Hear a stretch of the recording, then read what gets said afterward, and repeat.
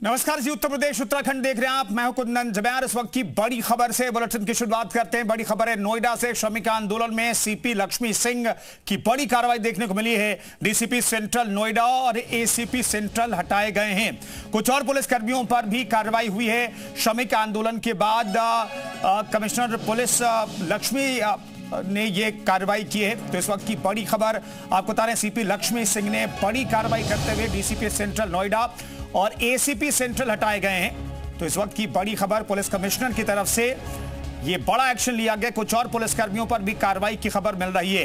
DCP central Noida और ACP central हटा दिए गए हैं।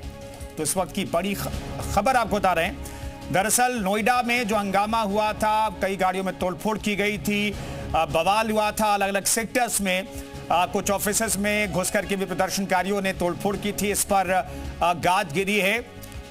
पुलिस कमिश्नर लक्ष्मी सिंह ने बड़ी कार्रवाई करते हुए डीसीपी सेंट्रल को हटा दिया है और एसीपी सेंट्रल भी हटाए गए हैं। तो डीसीपी और एसीपी पर बड़ी कार्रवाई की है पुलिस कमिश्नर लक्ष्मी सिंह ने। और दो बड़े पुलिस अफसर फिलहाल हटाए गए हैं, जिनमें डीसीपी सेंट्रल नोएडा और एसीपी सेंट्रल के नाम के बारे में जानकारी मिल रही है, जिन पर कार्रवाई की है पुलिस कमिश्नर लक्ष्मी सिंह ने। तो नोएडा में जिस तरीके से बवाल हुआ उस पर कार्रवाई की गई है। दो पुलिस अधिकारियों पर कार्रवाई की गई है। इसके अलावा भी कुछ पुलिस अफसर पर कार्रवाई की बात कही जा रही है, उन पर भी गाज गिरी है, ये फिलहाल जानकारी मिल रही है। तो डीसीपी सेंट्रल नोएडा और एसीपी हटाए गए हैं।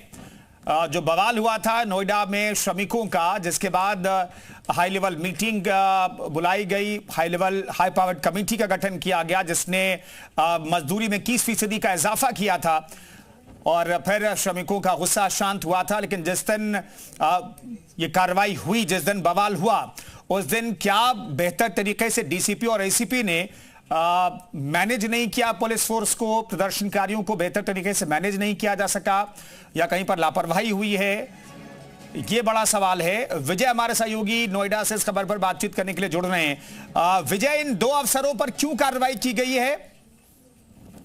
बिल्कुल, मैं बताना चाहूंगा, जिस तरीके से श्रमिक मामले में गौतम बुद्ध नगर की पुलिस कमिश्नर काफी नाराज चल रही थी और तत्कालीन जो एसएचओ फेज 2 थे उनको हटा दिया गया था। उसके बाद से जो बीते शुरुआती दौर की अगर बात की जाए तो श्रमिक सैकड़ों की तादाद में अपनी मांगों को लेकर थाना फेज 2 क्षेत्र में धरना प्रदर्शन कर रहे थे कि उनका यही कहना था कि जो श्रमिकों की 1 अप्रैल से जो वेतन बढ़ा तो बढ़ नहीं पाया, उसको लेकर ये उस समय धरना प्रदर्शन किया गया था। वो कह सकते हैं कि एसीपी सेंट्रल उमेश कुमार और डीसीपी सब्या गोयल को इस पूरी घटना की जानकारी थी और समय रहते ही पूरा मैनेजमेंट नहीं किया गया और इस कदर से श्रमिक आग बबूला होगी ताकि उन्होंने करीब 5 से अधिक गाड़ियों को आग के हवाले कर दिया और तमाम तरह की बातें। उसके बाद से हाई लेवल की कमेटी बुलाई गई। अब देखना होगा कि जांच पड़ताल में और भी जो दोषी पाए जाएंगे उनके खिलाफ भी कार्रवाई की जाएगी।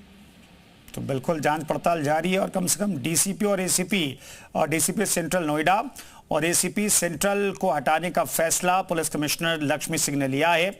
जिस दिन बवाल हुआ उस दिन क्या बेहतर तरीके से भीड़ को नियंत्रित किया जा सकता था, ये अपने आप में बड़ा सवाल है। कुल मिलाकर विजय देखें तो उस दिन लापरवाही पुलिस की तरफ से हुई, ये पुलिस कमिश्नर मान रही हैं।